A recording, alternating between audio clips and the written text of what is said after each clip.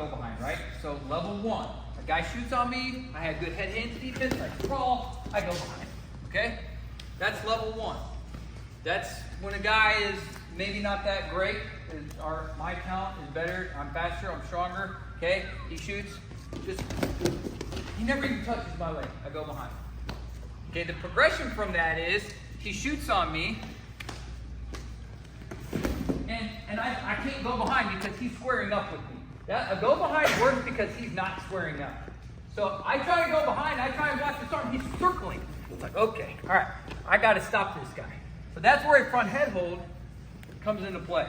When this guy circles, and we got to get better as drill partners circling on bottom. When we do this front head hold, step hop hold, this whole series. So first part, I'll just review shoulder and the shirt tag, right arm.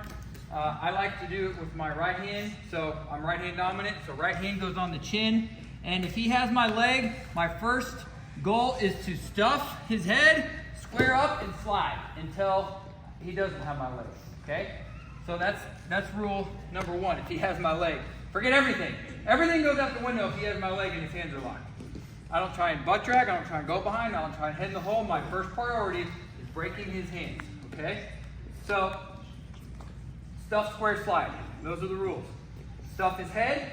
I see way too much of this. I see way too much other stuff, okay? Stuff his head. If he has an angle, I'm gonna square up and I'm gonna slide backward, okay? Now I can get my front head hold, right? Now, this is where I score my head in the hole. So a head in the hole, again, he is circling. So I have to get him on his elbows. That's the first thing. So goal number 1 is to snap him to his elbows. If he's not on his elbows, it's kind of hard. It's kind of hard to stop his motion. Because coach is pretty good like this. His hands can move. So coach can move his hands. If he can circle, if I'm going this way, he can move his hands. Right? If I get him to his elbows, he can't circle as good. So we have to step hop hole and get kids to their elbows. Right? Once they're on their elbows, now I want to stop his motion even further. And I do that with my head. I put my head in the hole. I create a hole right here. If he's bunched up like this, I gotta step hop hole and create some space. I can't put my head if there's no hole. I gotta get him a little bit stretched out right here. Stretch him out, step hop, pulling, okay? Gotta get physical. Once I feel like I'm in a spot where I can, this is the kill spot. I'm right here, I'm ready to go. He's on his elbows, my ear is on his shoulder. My ear's on his shoulder, it's not over here, okay? My ear's on his shoulder, I'm on one knee and this foot's up ready to drive. Once I get to here, I can dip my head into his hole. Boom, right here. Now this is where everybody messes this up. Watch my hands. This hand never leaves his elbow. This is the number 1 thing we do to mess this up. This hand, the outside hand, stays on the elbow.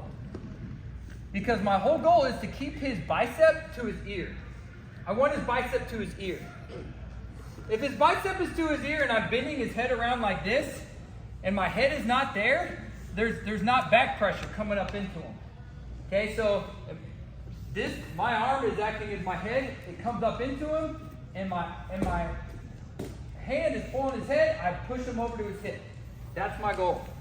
So my head is acting as a blocker. He can't move his arm now. Can you move your arm, coach? No, sir. He can't move his arm. Once you get to that spot where he can't move that arm, you got him. But we don't focus enough on isolating that arm. Okay, we're trying to go cradle immediately. We get to here, we start going like this. What can you do with your arm, coach? Your arm is free. You can do whatever you want. So the whole point of head in the hole is to isolate this arm and just take it away. It's like I just cut it off his body. You guys have to get that in your head. Step, hot hole, head in the hole. He can't move his head anymore. This is where now I'm a python.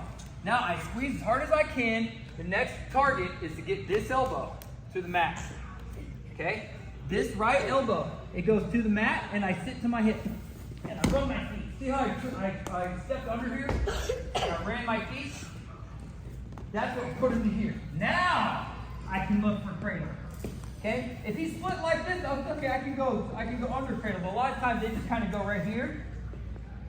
Now I can cradle. I want to lock by his jaw. Okay? I don't want to lock by his knee. That's a bad cradle. Guys, if I lock by his knee, he's very strong. He uses all of his hamstring. I want to lock by his jaw. Now he can stretch out as much as he wants. I got him. And I'm just going to pull him into me and step and go to a tripod. Right here. I'm looking at his shoulders, getting stuck to the mat. Okay. There's a lot of important pieces to all that. But you have to understand the progression. Hold on one second. You got to understand the progression. I got to get him to his elbows. Right? If he's not on his elbows, forget it. If he's not on his elbows, forget it.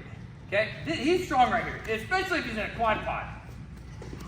I got to break him down, and that's what the step hop pull is. I got to break him down to here. And then once I stop his motion, once he stops circling around and around, then I got to take this arm away. Okay? So we'll go kind of full speed now. Okay? I got a front head hold. He's circling.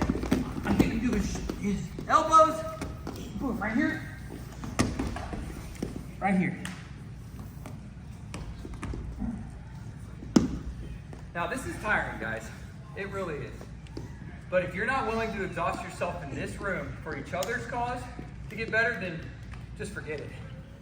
Right? You got to be willing to work on bottom to get this kid on top better. Period. Okay? And it's the same with the 2-on-1 drill. That's why I want you to wear headgear, because you have to work hard in these drills to learn how to do it. Well, you need to learn how to do it. Okay? All right, I'm going to stop there.